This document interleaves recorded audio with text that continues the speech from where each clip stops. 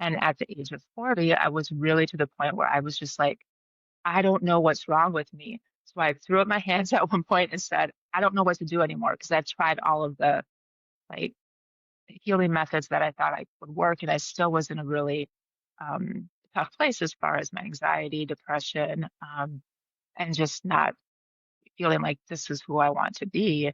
And when that happened, um, all of a sudden, I went into a state of full-blown PTSD, and I had trauma from my childhood come up. And so that's really what started, even though I would say I was starting to experience burnout before that, the trauma coming back and going through PTSD, and going back and healing the trauma was just really difficult. And so that was also part of the journey that started earlier. Where did Mhm. the PTSD come from? It came from my childhood, so childhood Your trauma. childhood. Okay, Yeah, I heard so childbirth by mistake, so I just wanted to no, make sure I no, heard the right no. thing. Although, Yeah, yeah, childhood. that's another story. But yeah, from my childhood, so it was a lot of repressed Yeah, memories, yeah. repressed trauma that I had Oh, yeah, completely just yeah. shut down in order to survive. And when that all started coming back, I was at the time married. I was a director of an office. I was a mom. And then all Oh of a my God. sudden, even though on the outside, on paper, everything was going great, I was doing well in my career. It kind of it blew up my whole life. And I needed to start focusing on healing, which I was able to do, but it took its toll because for what was that, about 6 years while I was still working. Yeah, because I was 46 when I left the U. So for 6 years, I was focusing on healing trauma. I went through a divorce during that time. I was a mom, and my daughter kept getting older, so I was going through those different changes in her developmental stages. And then COVID came, um, and then I also lived in South Minneapolis at that time, so that was when a lot of civil unrest was happening and a lot of violence that wasn't normally part of our neighborhood was happening too. So all those Oh things my came God. up. And it was kind of like, yeah, all came up to that defining moment of, Mhm. do I go back to campus? Am I able to do this? And it was just like my body and my heart and my soul and my mind and everything was like, no. So yeah, so it was really a long journey to get to that point of leaving. Um, yeah, I mean, I still remember the first day when when I didn't have anything on my calendar, I sat down and cried because Oh although my it was a God. choice and it's what I wanted to do, I think something we don't talk about is also how hard it is to leave something that's familiar to you, even though if it is due to burnout or health reasons, or you know it's the next best step. That doesn't mean it's easy, and in retrospect, I probably would have wanted more support with that. But I didn't know like that it was going to be such um, an identity piece, and just realizing like when you're so used to having so many things to do as working mothers so often do, when all of a sudden your life changes so quickly, Mhm. sometimes think like, well, this is the answer, but it was only part of the answer. Hey, hey, hey, welcome back to Raw Talks. My name is Rye Hannah, and I'll be your host. That's Rye Hannah, like rye bread. I am so excited to introduce you all to Jeannie Stumney. Jeannie Stumney is founder of Shine Brighter LLC, where she helps parents and leaders master emotional regulation and heal from burnout. After a successful 25-year career in higher education, Jeannie's own health crisis became the catalyst for her mission, which is to empower others to thrive with wellness and purpose-led living. We are so excited to have her on the show today, and I can't wait to get started. Jeannie, where's your heart and mind at? How are you feeling today? I'm feeling good. Yeah, I'm excited to be here. It's always interesting to talk about yourself, but I am excited to share some time with you and have this conversation. Absolutely. I'm super excited. And one thing that just caught my attention in your bio was your own health crisis became the catalyst for your mission. I'm really curious. What was your health crisis that you encountered that made you decide to leave this long tenure? Like you spent like practically half your life in education and then Mhm. something happened and you decided to leave. Can you walk us through that journey of how that health crisis even came up? Yeah, so it's probably multi-layered. So I'll kind of talk through. I decided to leave higher ed. It wasn't a one defining moment decision, I guess. It was really years of, which is actually interesting to think about, is I didn't really know what burnout was. So even Mhm, though now I'm at the point where I'm talking about it and helping people with burnout. As I was going through my career, I probably was being burnt out slowly throughout the years and didn't even realize it. But really, the defining moment when I was like, oh my gosh, I have to make the decision was it was 2021. And we had been working remotely because of COVID for a couple years.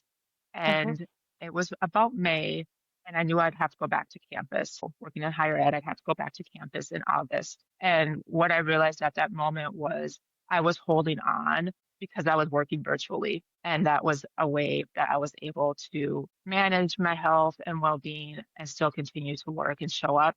And I realized mhm, that if I would go back to campus, I had no idea how I was going to continue to manage my health. So the defining moment where I was like, okay, I have to make a decision was knowing I didn't want to go back to campus and be in person again and not knowing mhm, what that was going to be like. I was also a mid-level manager at the University of Minnesota. It's a very large institution. It's very complex. And so there was a mhm, lot going on at that time politically and with COVID. And I just knew that for me, I wasn't going to be able to go back. So that was the mhm. defining moment, but it had been years of me knowing I needed to do something different, but I wasn't to the place where I could do that personally, financially, Yeah. even with my identity, I wasn't ready. And so Mhm, sometimes you need that. Okay, the defining moment was I can't go back to campus, even though I wanted to be clear that I had been thinking about it for years and mhm, believe that it's led up to that moment. There was also other circumstances in my life where financially there was no way I could do it before that all of a mhm. sudden I realized I sold a house. I had some financial stability or financial flexibility that I didn't have before. So a few different things came together. But honestly, when it came down to the decision, I mean, I remember sitting there and just being like, I have to take this decision out of my head and put it down here and Mhm. think about what's really best for me. And yeah, I even get a little emotional thinking about it because it was Yeah. a really big decision. I mean, 25 years of my life devoted to higher ed and working with students. And you can think of all the reasons why it's not a good idea, but you have to trust your intuition and your heart and what I Mhm, call my true self at the end of the day. And that's what I did. So that was the defining moment that I left higher ed. Now the mhm. health crisis happened a couple years later where things got even worse actually after I left higher Could ed. I so it sounded like you said you were trying to figure out a way out for several years, even before Hmm. COVID came. Did you encounter some kind of health issue that I missed hearing Hmm. in that Hmm. period that was a Oh, reason why you could yeah. not return to campus? And then it kind of So yes, snowballed into something else. It sounds like what had happened later. yes, I just want to make sure I got the story right. yeah. So I should probably go back even to well, when I was 40, so that was like I'm 50 now. So 10 Okay. years ago, I had been dealing with anxiety and depression and other mental health all through my 20s and 30s and hadn't really figured out the root cause or figured out how to completely deal with it. And Mhm, at the age of 40, I was really to the point where I was just like, I don't know what's wrong with me. So I threw up my hands at one point and said, I don't know what to do anymore because I've tried all of the like mm, healing methods that I thought I would work. And I still was in a really tough place as far as my anxiety, depression, and just not feeling like this is who I want to be. And when that happened, all of a sudden, I went into a state of full blown PTSD and I had trauma from my childhood come up. And so that's really what started, even though I would say I was starting to experience burnout before that, the trauma mhm. coming back and going through PTSD and going back and healing the trauma was just really difficult. And so that was also part of the journey that started earlier. Where did the PTSD come from? It came from my childhood, so childhood Your trauma. childhood. Okay. Yeah, I heard so childbirth by mistake. So I just wanted to make sure I no, heard the right no, thing. although Yeah. yeah, Childhood. that's another story. But yeah, from my childhood. So it was a lot of repressed Yeah. memories, Yeah. repressed trauma that I had Yeah. completely just Yeah. shut down in order to survive. And when that all started coming back, I was at the time married. I was a director of my office. I was a mom. And then all Oh of a my God. sudden, even though on the outside, on paper, everything was going great, I was doing well in my career. It blew up my whole life. And I Wow. needed to start focusing on healing, which I was able to do, but it took its toll because for what was that, about 6 years while I was still working. Yeah, because I was 46 when I left the U. So for 6 years, I was focusing on healing trauma. I went through a Wow. divorce during that time Oh as my a God. mom, and my daughter kept getting older. So I was going through those different changes in her developmental stages. And then COVID came. And then I also lived in South Minneapolis at that time. So that was when a lot of civil unrest was happening and a lot of violence that wasn't normally part of our neighborhood was happening too. So all those Oh things my came God. up.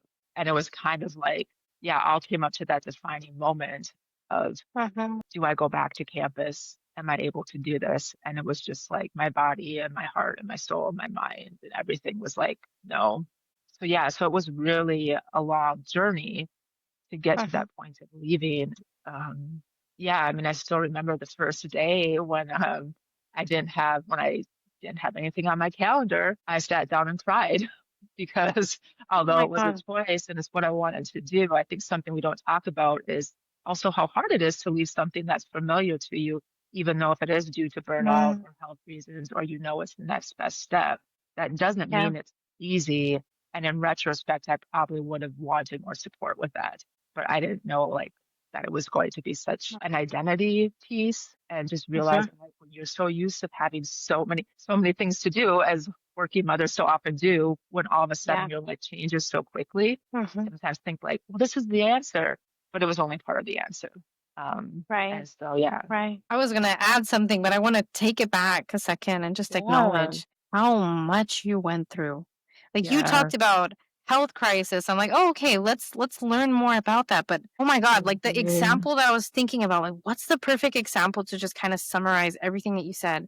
It felt like you're in an airplane and you're the Mhm. pilot and you're encountering turbulence one after the next. Like Yes. every little change that happened, like the anxiety, the stress, the marriage happening, daughter being born, then the divorce, then more PTSD coming up in between all of that. Like Mhm. it just feels like constant turbulence for you. And Yes. it feels like, how can you expect a person to be okay when they're constantly being shooken up and not feeling any sense of stability?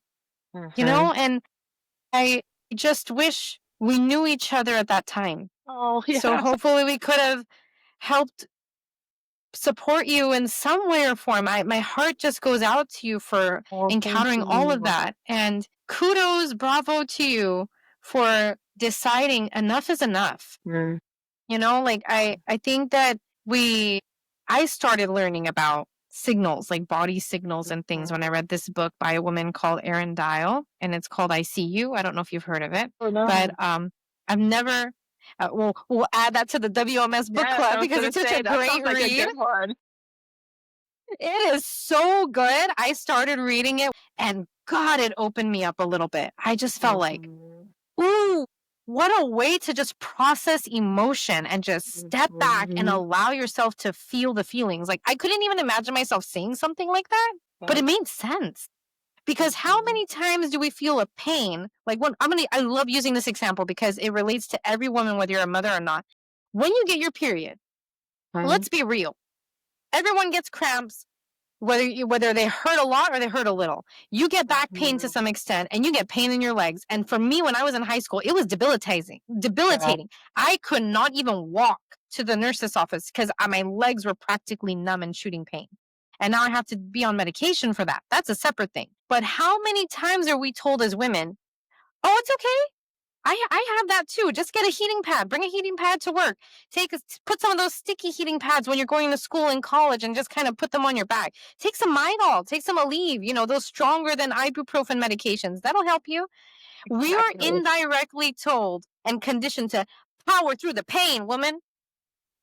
Yep. Enough is enough. When you said that, when you're just like, I had to make the decision even though I was going into unfamiliar territory, it's like you're taking the power back. And instead of saying I'm going to continue to power through the pain, I'm going to choose how I use my power.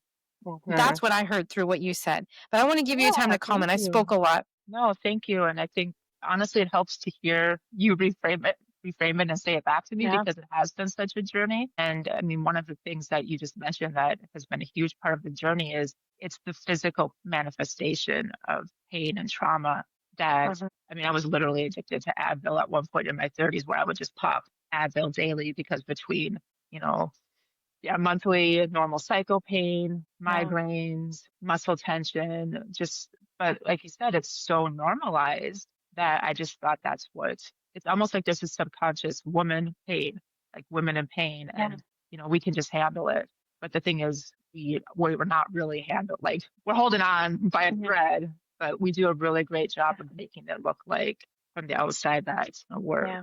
we're doing well. And that's part of why this is important for me to start talking about because I didn't share with most people what I was going through when I was going through it. And I Mhm. kept the facade kind of going and only Mhm. shared what I was going through with very close people to me. And while at the Mhm. time that's what I needed to do, now in retrospect, when I'm at a different place, I want to share my journey more because in some ways, like that wasn't healthy or helpful to people either because I was like, people thought I was like doing it all and had it all and it was all great. And it wasn't. Not Yeah. to say like I love being a mom and I've had great moments of joy and all of that. And I loved my job and had great moments of working with students and my colleagues. But now I know that constant pain and anxiety and the depression and suicidal ideation and all of that, that's not like a way to be living. But we often Yeah. don't even see those signals or see the pain, like the tension or the stomach aches as, Mhm. we just see them as symptoms and not the deeper root causes of what's going on. And in my case, Yeah. the deeper root causes was trauma from my childhood Yeah. that I hadn't processed or resolved. It's so interesting, and I know we're going to get to this, but I'm very new to this whole somatic work, nervous system, like using that. Even I just, you influenced it. I just used that word in a coffee chat I had before this, and my nervous system is talking to you. I'm like, this feels so uncomfortable, but it feels right. Yeah, yeah. And it's you're right, it's all about signaling, and we Mhm. all have pain receptors, whether you're a woman or not, or Right, whatever gender you exactly. identify as. But those pain receptors are there for a reason. Like, I just think of a child wanting to touch a stove, and Mhm. they don't know yet that they can get burned. But the moment Yeah. it's hot, they get a signal in their finger that tells them, hey, this hurts, so move back. But now, when you forward to adulthood, you start ignoring those signals because of either how Mhm. you were brought up, what you were taught Yeah. in school, what your friends do and how they've influenced you, significant others, what you learn at work from your Mhm. team, your manager, the people Yes. above them. They Yeah. all influence us whether we know it or not. And we have to be so aware of it because you need to empower yourself to choose, is this how I want to lead and behave or not? Because if you Mhm. don't, well, guess what? It's automatically being decided for you. It And is. it Yes. happened to me too. And I remember when I was in HP, I was starting off my career in tech, and it was something I always wanted to do after. Yeah. I love that. It's what I wanted to do after spending my time and years in childhood and building my Yes. healthcare career. I was all in healthcare since I was like 6 years old. I want to be a doctor. And suddenly I'm pivoting to tech, and I wanted to do everything to prove this healthcare junkie can make it happen. Mhm. That's my experience. That's my expertise in healthcare. But guess what? I can still make this happen. I can still be of value. And that desire drove me to burnout without even knowing that was burnout, without even knowing what that word meant or even Yes. acknowledging symptoms of it. And to add more to it, well, I was pregnant from first trimester experiencing burnout symptoms. And I had so much mental exhaustion. I was crying a lot, emotional exhaustion, and different emotions I didn't even know existed in me. I couldn't eat. I was vomiting a lot in my second and third Mhm. trimester. I was tired. I would sleep a lot in the third trimester. And then I just had shooting sciatic pain that wouldn't go away, even if I Mhm. stood up after sitting for 30 minutes. And I just felt, what am I doing to myself? Like, Rye, Mhm. what are you doing? When are you Mhm. going to listen? How many signals did my body need to tell me in so many different ways, mental, emotional, spiritual, and even physical, until I woke up?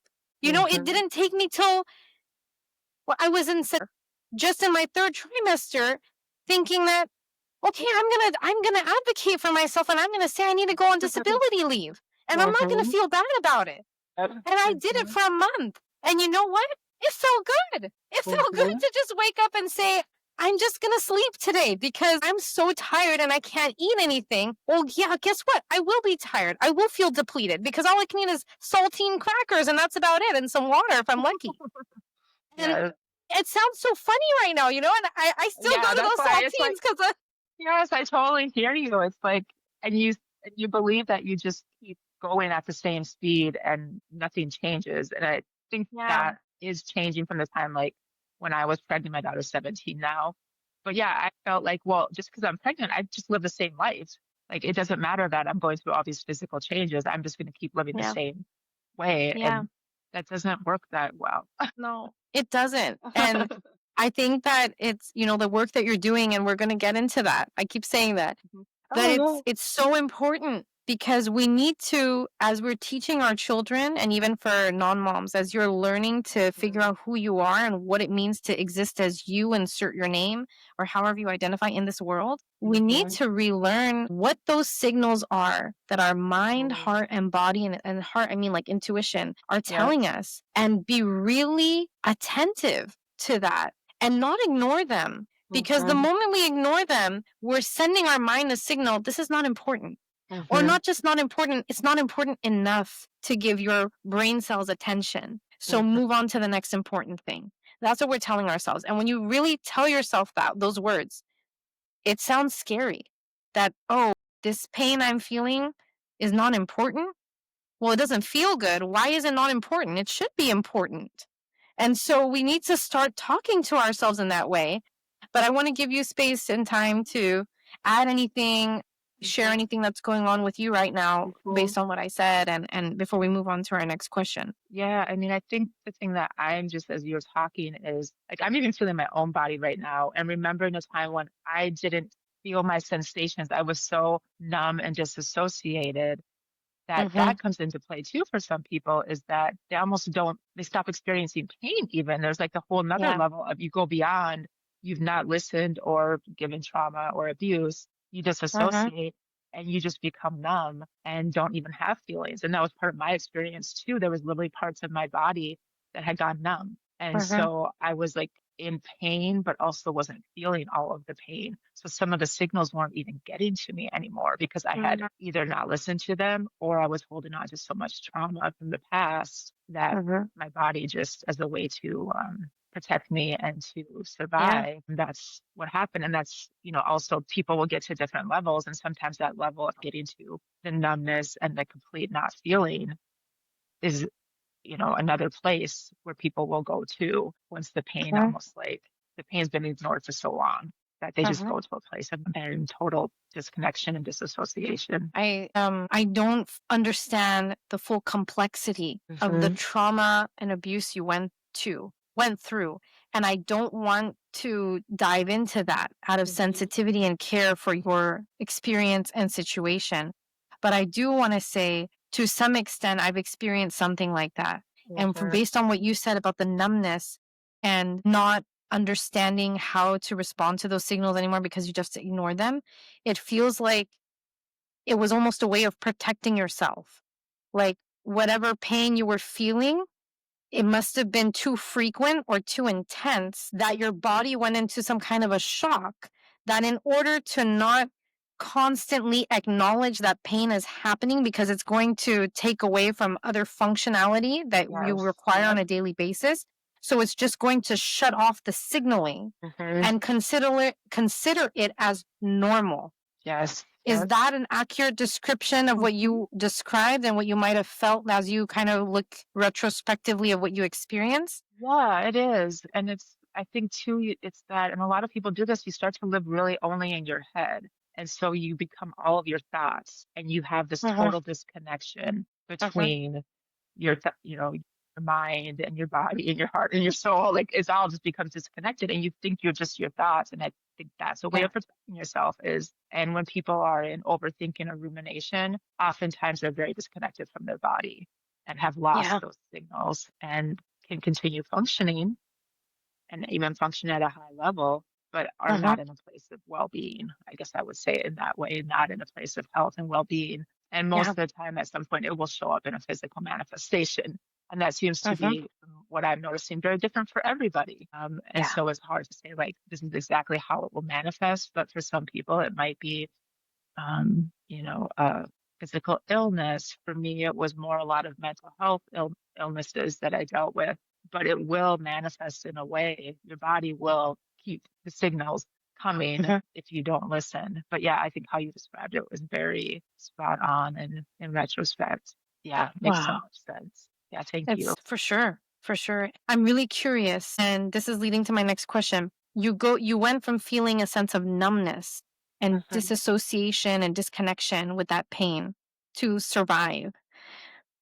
How did you come to the situation of reviving those signals and being able Mhm. to recognize them again? Because it Mhm. sounds like you must have employed different strategies, Yeah. techniques as part of your healing process. And I'd really like to know, Mhm. and it might be helpful for other listeners who are going through some kind of mental health disorder or even like mental trauma.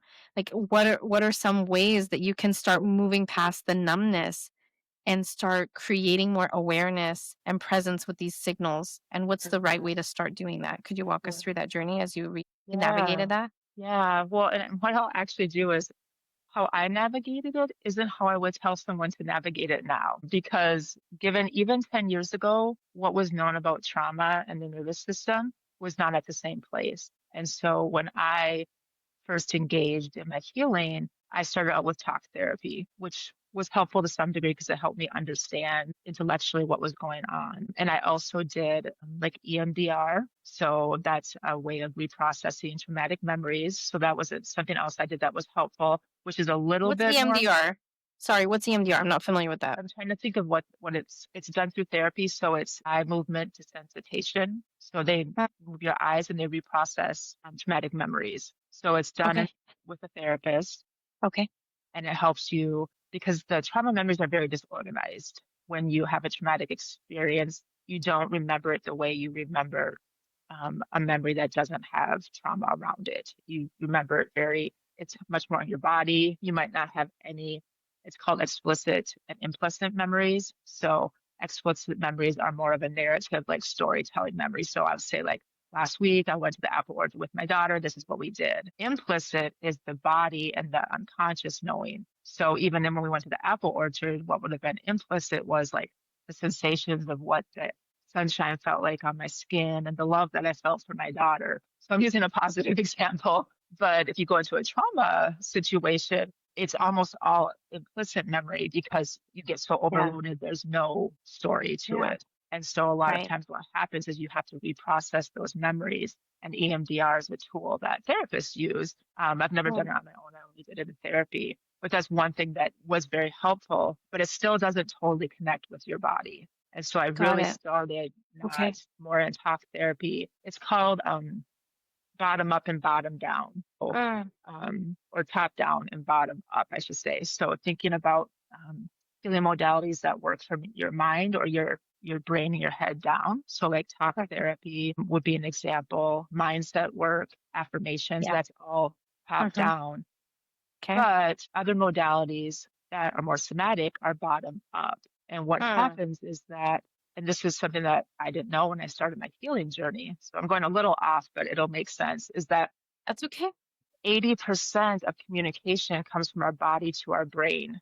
And our brain Mm-hmm. only communicates 20% down to our body. Mm-hmm. And a lot of healing modalities are from our brain to our body. So if we're doing Mm-hmm. affirmations all the time, those could help, but that's only Mm-hmm. 20%. We're missing 80% of our ability to heal. So if we start doing somatic, which means body based, so somatic means body, and Mm-hmm. nervous system work, that's the 80% that is our body talking to our brain. Mm, And so in my own healing journey, I knew nothing about that. So I did what people as time did. You go to talk therapy. I did EMDR. And what happened was that helped me a little bit, but it didn't help enough. So I started and went and found a whole bunch of alternative holistic methods. And Huh. I literally tried, I've done energy healing. I've done like aroma therapy, essential oils. Like I did a lot of spiritual work too, Mhm. because that was part of my journey. But I would Uh-huh. say it was very much my inner healer telling me what to do next. So the Uh-huh. idea that there's like a straight line to follow, I didn't have that experience at all. It was it Uh-huh. felt messy and chaotic, and it was very driven by my true self, my internal healer. So I like to think of we all have an internal healer, and people will call it Yeah. different, Yeah. whatever resonates for them. I tend to use the word true self because it's a little bit more encompassing, and that was kind of leading me. But what happened with that method is what I did do is I did not focus on the nervous system. And at the time, Huh. there wasn't modalities that focused on that. And so Mhm. that's really when we talk about neurosomatic. Neuro is the brain and nervous system. Huh. Somatic is the body. So it's focusing on both. So both top down and bottom up healing. Uh-huh. And previously, a lot of it has been just, mindset work, think your way out of it, Uh-huh. talk your way out of it. But that leaves Uh-huh. all of that trauma that's in your body that's imprinted doesn't Yeah. ever get resolved. Yeah. So what I would say now, if I went back and did my healing journey, is I would do nervous system regulation first. And that's Um, what now can kind of provide the base to start getting regulated before you go into processing your trauma, before you go into wow. deeper body work. I mean, I would Interesting. have massages and I would disassociate during a massage because they would be touching my body and hitting points where I had unresolved trauma and memories even get held in your body. And Oh. so some of that deep work, it was helpful, but I wasn't regulated enough. So it Uh-huh. actually, in some ways, made my healing journey more difficult than it would have had to been if Wow. I would have known, which now is very more common. I should say not very common, but much more common Yeah. to have nervous system regulation be the first step in the healing journey. And then you Wow. layer on the others as you go. And you can think about connecting that back to purpose. In order to be connected with our purpose, we really have to be in a regulated, calm, connected state. And so, Huh. even for people who maybe don't have as much of a history of trauma like I did, if you want to be connected to your purpose and heal from burnout or anything, really that nervous system regulation and getting in connection with your body and understanding the sensations and the signals so you can read them Uh-huh. is part of it, but it also takes a lot of bravery because the other thing that isn't always talked about is when you start healing, it will also get worse to some degree before it gets better because your body's ready to release stuff. It's been holding on to so much for so long that when you start giving it the opportunity to be regulated, then it's going to be say, well, I don't want to hold on to this old trauma. I'm ready to release Yeah. it. So that's where a combination of doing somatic work, and again, it doesn't mean that you don't do talk therapy or you don't do mindset work, but getting regulated before you get to that work is Uh-huh. what now I've found is really important that I would do differently in my journey You that I know, did do. I wish I would have known about that. Hmm. I think when you were talking about how trauma gets recorded more implicitly in the memories, Hmm. I was just thinking for me, it feels like it's a combination of both. Like I can tell you the journey and the story much better and in much more detail of the trauma I experienced as a young, like less than 10 Hmm. years old, better than I can tell you about something that I really enjoyed. And I have much more vivid, detailed stories about the trauma part than Hmm. anything else. And I feel like it's just influenced me in such a way to be more of a negative than an optimistic thinker. Like the first thing I'll look at is what is the imperfection in somebody who's made like a crochet scarf. I'll look for the imperfection and what can be improved versus, well, this is incredible. You just started this for the first time. Like, congratulations on learning a new skill at whatever age you are. And I think it has, like, just thinking about what I just said, it has such a deeper impact on the way you think, like whatever you experienced as a child, whether it was trauma or bullying or whatever it was to Yeah. the extent. And I think it just influences you in a different way. And for me, what happens now, which is really weird, and I'm curious, where does this fall in terms of somatic and requiring more like mental work? But for me, if I end up talking about some of that trauma, even to this day, I dream about it. Oh, okay. And I have the worst dreams. Mm-hmm. If I just spoke one thing, like I didn't spend the whole day talking about it. I spoke one thing about it, or maybe it came up, one word, Mm-hmm. and suddenly I'm dreaming about it. And I wake up shivering, like, oh my God, thank God this was a dream. Like, it's that bad. And for me, I feel most of it is rooted in fear. So I'm not sure where, and I know that thankfully I'm more aware. I have more self awareness around the trauma, around the thoughts that come through. I'm better at, parsing out what's negating and what's more optimistic and how can I change it and shift it. And all of Mm-hmm. that I think helped me with, like, the coaching training I went through really helped me Yeah. to heal, which was surprising. Like, it was my own healing journey as I'm looking to help other people through this work. And but the one thing I can't figure out what to do with, and I'm still like in a journey of figuring that out, is the fear. Like, how do you detach the trauma from fear? And I think now when I'm learning something new and I'm just teaching my child, I try to be more intentional about not using fear tactics. So, like, for Yes. Yes. example, if your child is not doing what you're saying and it's bedtime and you're like, okay, I'm just going to turn off the lights. You're not listening. Let's turn off the lights. And then I'm going to walk away and I'm going to go in the room and I'm wait for you to come.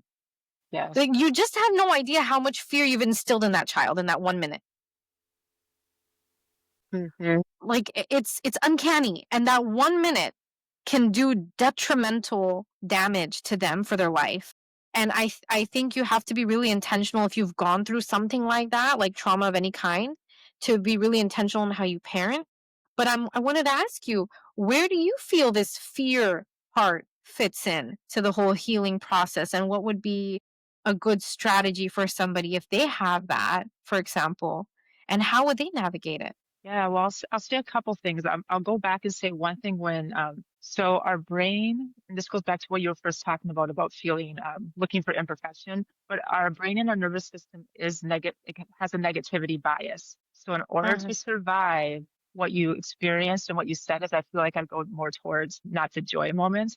That's because your Mhm. nervous system, its job is to keep you alive. And so if there's stuff that's still unprocessed, that may be part of what's going on. So it's not anything like I would say it's not a personal flaw by any means. It's part of the way we're wired to survive. That's helpful to know. Yeah. So I just wanted to say that because when you were saying about it, I almost felt you feeling like it was like it's not a personal flaw. It's your body trying Yeah. to take care of you. And that's something that Yeah. we do, just everybody has to work with our nervous system because it's always looking, its goal is to keep us alive.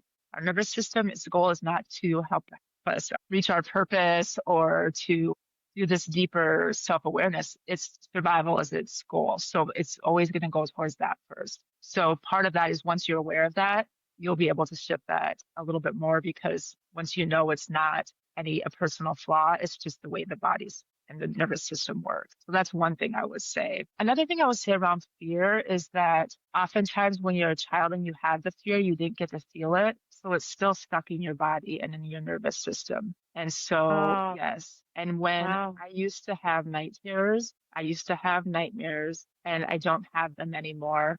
And what I realized is a lot of it was my, whatever you want to call it, either unconscious, implicit memories in your dreams. It's trying to work through, it's trying to make sense of it. So it doesn't like anything that feels unresolved. And so doing work, somatic work, working with a therapist or a practitioner who does somatic work and can help you release that fear. Because a lot of the fear that we feel now, it's almost if you think about the layering effect, like something is fearful in the present, but our nervous system doesn't have a sense of time. So it doesn't know the difference between past, present, or future. So if you're still holding on to fear in your body from when you were a child because you had fear, but you weren't able to let it go, you just like held it in, it will still reconnect with that fear and almost create, it's like that's kind of where triggering gets in.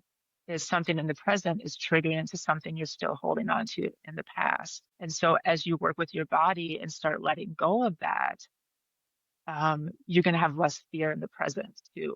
Doesn't mean you won't have any fear because things happen in the present, but the more that I have released and healed my past, the more my Mhm. present is more calm. And when things do happen, I move through them much more quickly. Like now, if I get angry, technically an emotion takes 90 seconds to feel all the way through if you don't start thinking about it or don't have it triggered into past trauma or repressed or suppressed emotions. So now if something happens and I get angry, I can pretty much feel it for a minute or two and then be done with it. I used to, if something got me angry, I would just be like, start thinking about it. And then I would, just go into a spiral and just start, and it Yeah. was because I was holding on to anger from my past and from my childhood that was still in my system and in my body. And as I've learned to release that, it makes my present moment much different. So yeah, does that? Thank you so much for that deep dive. That was so helpful. Yeah. I think that I never really connected it. Like it always felt like it was living in my mind more than connecting it physically. And I say this often that I feel like for those who have experienced some kind of trauma growing up or even in their adulthood, I almost feel like having a physical ailment is Mhm. much more manageable, not easier, but Yes. much more manageable than having an ailment of the mind because Yes. you really can't escape it. You can't take a Mhm. pill to forget a thought to Right. to hide your fear. Maybe you can, but I'm not willing to try those other methods. But I think you get my drift. Yes, I do. So I think it's like it's very easy. Like you got sciatic pain, okay, take this specific painkiller so it subsides, but you can't really subside the fear. Yes, And right. so I feel like those diseases of the mind in those terms, not like actual diagnosed mental health issues, Mhm. but like the trauma part Yeah. and how it affects the way you think, you behave, you react, even to subtle little things. I think it's just it's terror. I don't. It's terrifying. It's Okay. terrifying. It's horror, and I would never want to experience that. But I like what you said about just you haven't allowed yourself to feel that and why it's occurring and your body's Mhm. still holding on to it. I never thought about it that way. Like the somatic system, your body doesn't have like a clock or a calendar system that it follows. Like it's just following based on your day to day. It's like you're living your younger years again. Yep. And I Yeah. never thought That's the about it that way. moment. And that's a very helpful perspective. I think I'm gonna have to do some deep reflection on that and really Mhm. process that fear. I haven't had those night terrors in a while, but Mhm. I think I've just gotten better with that because I'm just trying to focus more on the present and Mhm. shifting my mindset, focusing on the faith. That's been like a huge healer for me, Yes, just that coming more helps so deeply much. into my faith. And that's been particularly helpful. So thank you so much for that. I appreciate it. Add one thing for people who are Yeah. listening to. One of the easy questions is, where am I feeling this in my body? So even using fear, because it seems like fear might be in your mind, but Uh-huh. really it's also in your body. And so one of the questions that I use and I've used when I'm in therapy and I've used it myself too is, where is this in your body? Because then that's Mm, when you can start to feel it and release it because it's held in different places for different people, although there's some places that's more common, like what you talked about, the sciatic nerve. Well, the hips are very common places to hold trauma and suppressed emotions. mm, So, but each person is individual. So that question, as you're thinking, like, yeah. how do I process this? And just watch where your hands go, even like even as I'm talking, I can feel my hands will go to where am I feeling this right now? And I can start to notice that. And I wasn't able to do that before. It takes time to start to get in That contact made me with feel your really so body. I did it again. That's really Yeah. interesting. That's really interesting. So if my hand goes here, I'm not saying this happened to me, but is that because when you're talking about that maybe I got hit in the face a lot? Could that be like a It connection could have been, if yeah, I'm understanding connection. what you're saying correctly? Yeah.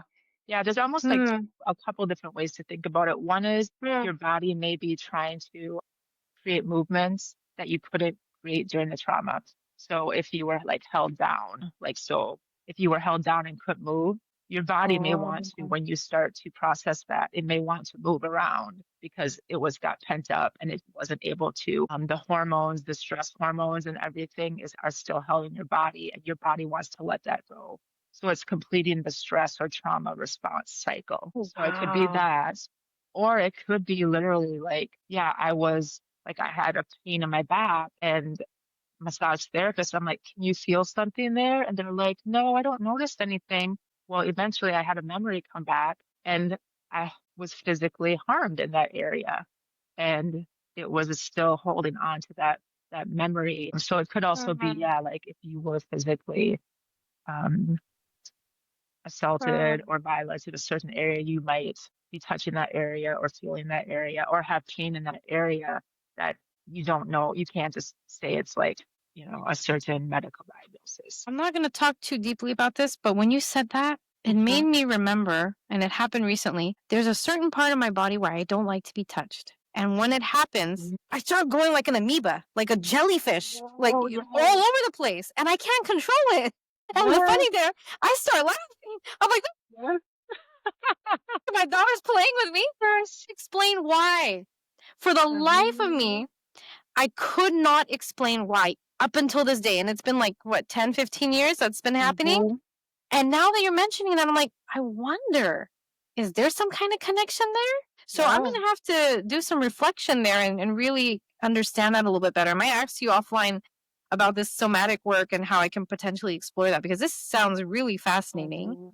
And I'm wondering, before we move to the next topic, all of this that you've experienced, you're a mom and you're a mom of a high schooler moving into college age. And I'm curious, how have all these experiences with your mental health challenges, including the PTSD, the anxiety, the depression, and the trauma all together and how it's influenced you, how has that influenced your journey as a parent and how you try to raise your daughter differently? Yeah, that is a huge thing. And I think at one point I was honestly really worried about how it would affect my daughter because she was 7 when I started having the memories come back. And so she was at an age where she was still too young to tell her a lot about a lot of things. So I did a lot of hiding from her, to be honest, when I was dealing with stuff, so she wouldn't see it when she was younger. But as she's gotten older, it's been interesting to see because one of the things is what we heal in ourselves will heal in our children. And so once I Mm, learned that and I started embracing that, I started taking myself out of this feeling like me healing and going through this is making me, not a good mom. And this is going to affect my daughter negatively to this new perspective of what I feel in myself. I'm starting to break these generational cycles and will also heal in my daughter. And that's what started to change my parenting. And as my daughter got older, it became easier to start having honest conversations with her about what I was going through. And it also made it easier, I think, when she started having her own mental health issues that she dealt with, not anywhere near where I've dealt with, but teenagers, it's hard to be a teenager right now. It always is. But right now, like it's just so overwhelming. And so she already knew tools, she already knew how to do things. She had seen me go through it. And she didn't have the shame that I went through. So I think my right. parenting really went from a place of seeing this healing journey as like, oh my gosh, like this is making me a bad mom. I should just hide and not let my daughter see this. Some of this is developmentally appropriate too, because she was younger. But then as she started getting older, I started realizing like, well, this is also healing her. And she actually sees, and this gives me a little more, she sees me differently than I see myself sometimes. She sees Oh, me as brave and someone who oh, I still see it as sometimes a deficit, and I still have some shame moving through that every single day. But to her, she sees it as, Mom, you're so brave to be doing this. And so I think, yeah, it's been an interesting journey. I don't have like one specific answer to it, but it makes parenting more intense. But also, you start to realize how much it can help your child. And if I could go back in time, I would have done more healing work before I had a child. Not that you have to be healed to have a child and be, like have everything figured out, but even something as simple of if I would have known about nervous system regulation before I got pregnant and went through all the pregnancy and had some tools, that would have been so helpful. So I think that's something that I've learned through all of this is that it doesn't have to be negative for your children, but you do have to be very aware and be open with them and be honest and also give them any help that they need along the way because you're going to need a village. You're going to need other people when you're going through this on your own. And I didn't start out in that place. I started out more of like, I have to do this on my own. This is my own problem. And then I realized I have to get more help and allow my daughter to have other people to support her too, yeah. because this is just where I'm at. When you said that, there were a couple of things that you said, and I'm going to try to remember them in the order as best Yeah. I can. You made me cry. I don't think that always happens. I think I show a lot of emotion, and I cry a lot, but I don't usually cry on the podcast. But I might literally like teared up. And when you were saying that your daughter said that you're so brave to go through this and she sees you in a different light. But what you said about being very honest, and there was something else that someone we mutually know said was you narrate everything, why you're Yes. doing what you're Yep. doing. Mm-hmm. Narrate for them. Why are Mm-hmm. you doing work at this time of day? Why are you picking up your phone? Yep. What are you doing with your phone? What's your motivation? What's your intention? Sometimes just pick up the phone. We don't even know why we're picking it up. We don't stop to Mm-hmm. process why are we picking up the phone in the first. Yeah, And so I started exactly. telling my daughter, please help mommy. Help mommy. If you see mommy on the phone, say mommy no phone. And she does that. And that when I'm not able to check myself, sometimes she says it and I Yeah. feel so much guilt. Like, oh, Mm-hmm. I did it again. But you know what? That's helped me a lot because now I don't check it so much anymore. Mm-hmm. Because I know she's watching and I don't want her to feel that she needs to do that, that that's so much more important than me looking at what she's doing, even though I'm in the Mm-hmm. kitchen. And so I feel like when she told me that, oh, mommy's strong, I thought, baby, I'm not strong. You have Mm-hmm. no idea. I am so weak inside. I just try to be hard, but I'm an eggshell. And she doesn't know that. I think that's an honest truth, right? Like I can become a Mm-hmm. hard boiled egg. I have that Yes. potential, but many times I feel like I'm an eggshell and it's just a facade that I'm playing. But when you said that, you have to, as you're parenting, I really believe this and I coach around this. And it's my mission to help women. And this is for you, Jeannie, that you needed to heal yourself before you had a child. No, Mm-hmm. you being gifted a child was a gift to help you heal as you teach. It wasn't meant to happen before. And I believe that for myself too when I say that because I didn't realize what I needed to heal until I behaved a certain way or she did a certain thing or didn't do something. And my reaction, I'm like, well, where did that come from? Where did that thought come from? Where did that reaction come from? Then now I have to take a step back in retrospect. Okay, why? What happened? Mm-hmm. What was I feeling physically, mentally, emotionally for that to come up? What was the trigger? And Mm-hmm. or what was the button that got pressed?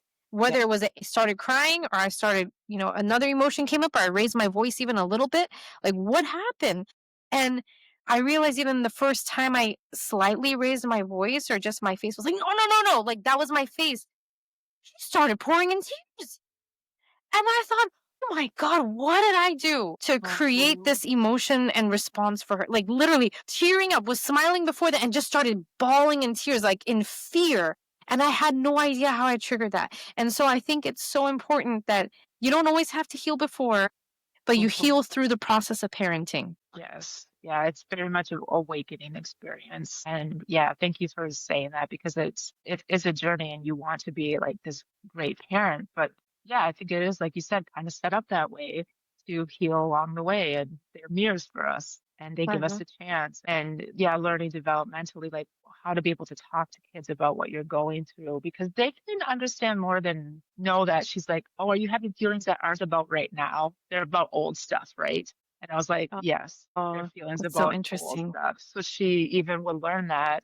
And something she told me that was really cool is she's like, well, mom, I've been able to help a lot of friends and people because I've seen what you've gone through and I understand. And so friends who are experiencing mental health issues or challenges, she has learned how to help them, but in a healthy way, not like in a way where it Nice. drains you too much or but Yeah. she really developed some empathy around that Nice. too.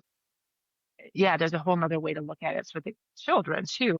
They're Absolutely. growing and developing as you're healing, and it's this cycle. Yeah. And yeah, it's if yeah, you I want to believe like, oh, I could go back and do it differently, but I couldn't. This is just my journey in my life. And yeah, you're right. It's like for me, I don't know for you, like I remember when I first put her on my chest, my heart literally cracked open. I felt like all of that armor that I had on my heart, like that unconditional love from a child, it cracks you open. It's yeah, almost immediately puts you on a healing journey that you never intentionally were going to go on. Wow. Amazing. Amazing. Thank you so much for sharing that.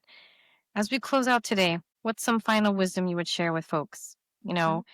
Yeah. Thinking about your age, the stage you are in parenthood, all that you've overcome, everything we've discussed. What's one final, like, sentence long wisdom you would share with Mm. listeners today? I would say let yourself evolve and change and grow along the way because the more that becomes the normal way of your journey in your life, the more you let go of control, the easier it will be. And not to feel guilty. And this is the part where I'm at, because I'm at the point where my daughter's going to be 18 in a month. It's the point where you get Exciting. to spend time on yourself again. Like you put so much into your child, and that's just part of Yeah. that developmental age. You do Yeah. have to do that. But it's okay when you start to get to that point where they're more independent and they can do things on their own, that it's okay to come back to you too, and not to feel guilty about that. 'Cause that's the journey that I'm on right now. Yeah. And creating, you have new space, and use that space and know that you're worthy of that too. And hug yourself. That's a nice Oh, somatic practice. If you want a little somatic love practice, hug that. yourself. It helps. For sure. No, I appreciate all of the wisdom. Thank you so much, Jeannie. I'm sorry to say, you listeners, y'all, we've come to the end of our time together. But before you go, make sure you connect with Jeannie. She's an amazing individual. So much to learn from her. Jeannie, what's the best way to do that if listeners want to get in touch? Yep, they can go to my website and they can either connect with me through social media, or I do free connection calls. So if they want to connect with me virtually and meet me and chat, they can schedule that Mhm. on my website too. Awesome. Okay, so I'll make sure to drop the website in the show notes. Check that out. And don't forget to subscribe to yours truly on LinkedIn, Instagram, Facebook, and YouTube. And I'll see you next time.